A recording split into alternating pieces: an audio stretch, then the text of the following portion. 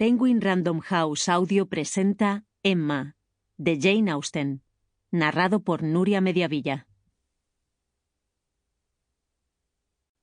Esta obra está dedicada a Su Alteza Real, el Príncipe Regente, con el permiso de Su Alteza Real y con el mayor respeto por parte de su fiel, obediente y humilde servidora, la autora.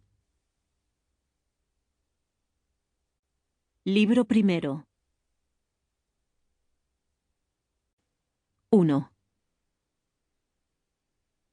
Emma Woodhouse, bella, inteligente y rica, con un hogar agradable y un temperamento feliz, parecía reunir muchas de las mejores bendiciones de la vida. Llevaba viviendo cerca de 21 años en este mundo, sin nada apenas que la agitara o la molestara. Era la menor de las 2 hijas de un padre cariñoso y tolerante, y a consecuencia del matrimonio de su hermana, llevaba mucho tiempo como señora de la casa de su padre. La madre había muerto también hacía demasiado tiempo como para que ella conservara más que un confuso recuerdo de sus caricias. Su lugar había sido ocupado por una institutriz, mujer excelente, a quien le faltaba muy poco del cariño de una madre.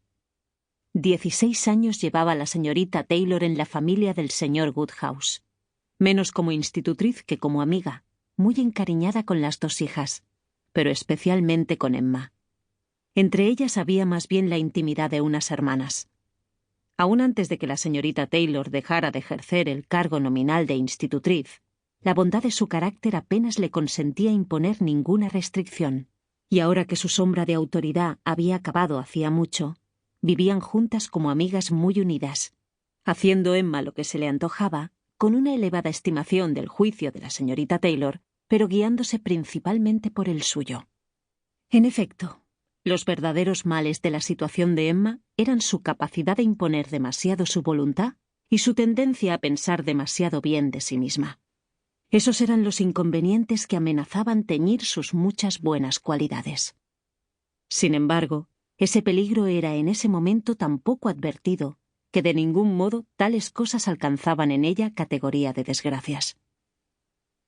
Una tristeza sobrevino, una amable tristeza, pero de ningún modo en forma desagradable. La señorita Taylor se casó. La pérdida de la señorita Taylor fue lo primero que le producía dolor. Fue en el día de la boda de esa querida amiga la primera vez que Emma se quedó sentada con tristes reflexiones de larga duración. Pasada la boda y habiéndose ido los invitados de la novia, su padre y ella se quedaron solos para comer, sin perspectiva de nadie más que animara una larga velada. Su padre se preparó para dormir después de la comida, como de costumbre, y a ella no le quedó sino estarse sentada pensando en lo que había perdido. El acontecimiento prometía toda clase de felicidades para su amiga. El señor Weston era un hombre de carácter irreprochable, suficiente fortuna, edad apropiada y modales agradables. Y había cierta satisfacción en considerar con qué abnegada y generosa amistad Emma había deseado siempre y estimulado esa unión. Pero fue para ella una mañana negra. La falta de la señorita Taylor se sentiría a cada hora de cada día.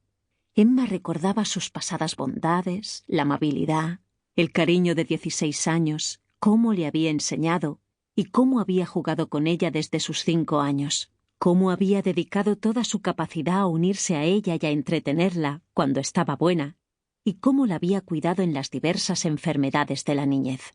Una amplia deuda de gratitud quedaba ahí como saldo, pero el trato de los últimos 7 años, el pie de igualdad y la absoluta falta de reservas que se había establecido muy poco después de la boda de Isabela, al quedarse solas la una para la otra, era un recuerdo aún más querido y más tierno. Había sido una amiga y una compañera como se tenían pocas. Inteligente, bien informada, útil, amable, conocedora de las costumbres de la familia, interesada en todos sus asuntos, y especialmente interesada en ella, en todos los placeres y proyectos de Emma.